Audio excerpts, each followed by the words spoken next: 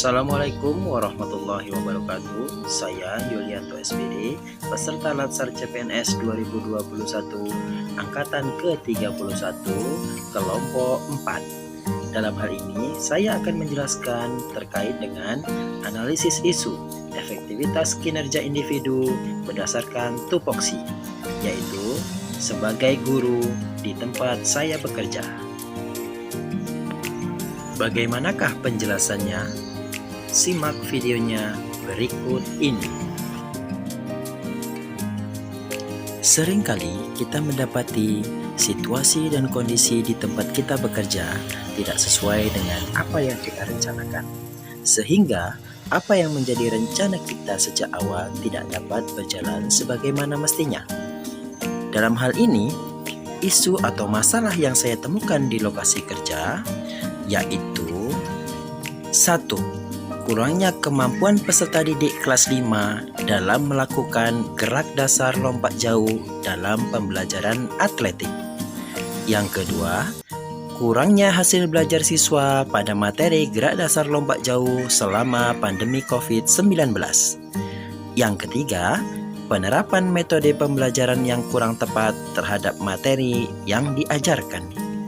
4. Kurangnya sarana dan prasarana penunjang pembelajaran sehingga pembelajaran tidak dapat berjalan sebagaimana yang diharapkan. Selanjutnya, dari 4 permasalahan yang muncul di tempat saya bekerja, kita akan memvalidasi isu tersebut dengan menggunakan teknik USG. Yang pertama, kurangnya kemampuan peserta didik kelas 5 dalam melakukan gerak dasar lompat jauh dalam pembelajaran atletik, mempunyai urgensi dengan nilai 5, seriousness dengan nilai 5, dan growth dengan nilai 5. Jadi, prioritas adalah 15, berada di peringkat 1. Yang kedua, penerapan metode pembelajaran yang kurang tepat terhadap materi yang diajarkan, memiliki urgensi 5, seriousness 4, dan growth 4.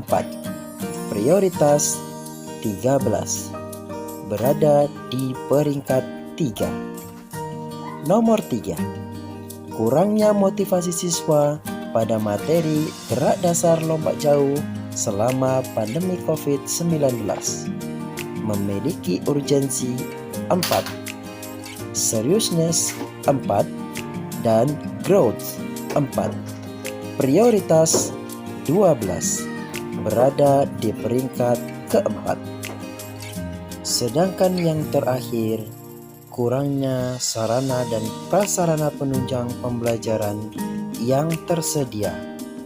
Kriteria urgensi 5, seriousness 5, dan growth 4. Prioritas 14, menempati urutan kedua. Dengan demikian, kasus atau masalah yang harus segera diselesaikan adalah kurangnya kemampuan peserta didik kelas 5 dalam melakukan gerak dasar lompat jauh dalam pembelajaran atletik.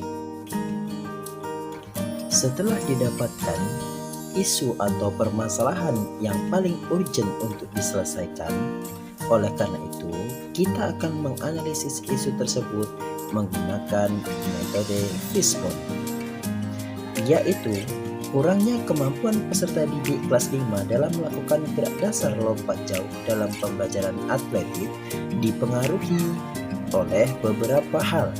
Yang pertama adalah dari SDM atau sumber daya manusianya. Dalam hal ini adalah boleh siswa ataupun guru. Yang kedua adalah dipengaruhi oleh sarana dan prasarana.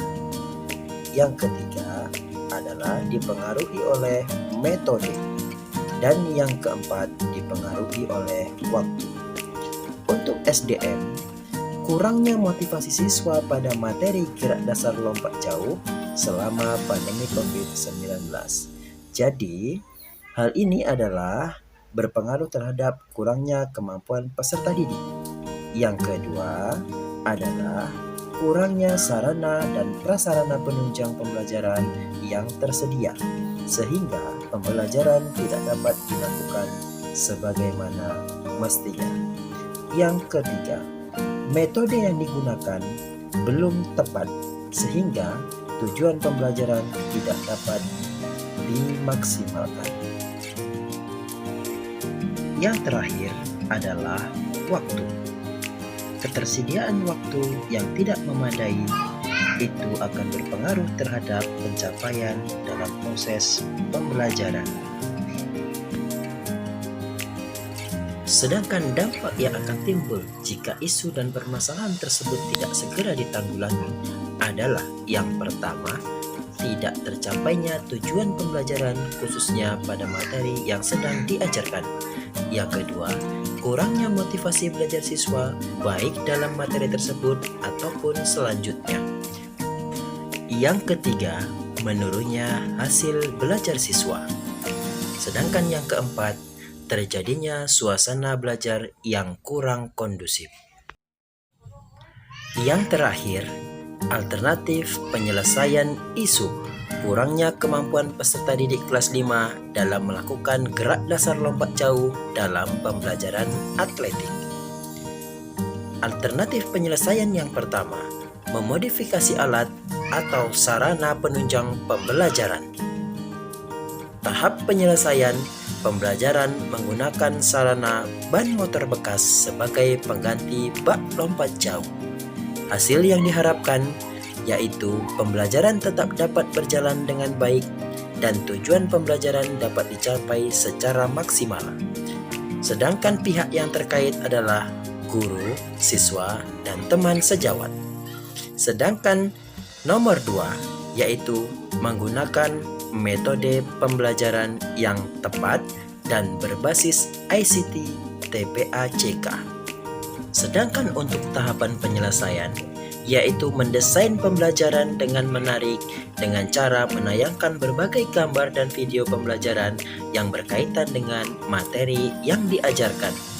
Sedangkan hasil yang diharapkan adalah motivasi belajar siswa meningkat dan tingkat partisipasi belajar siswa tinggi.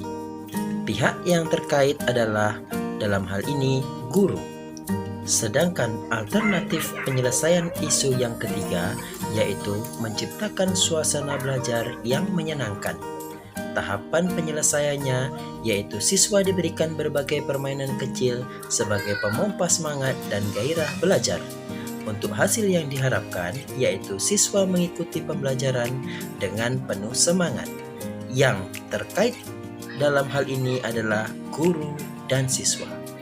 Demikianlah penjelasan mengenai analisis isu efektivitas kinerja individu berdasarkan tupoksi saya sebagai seorang guru di tempat saya bekerja. Terima kasih.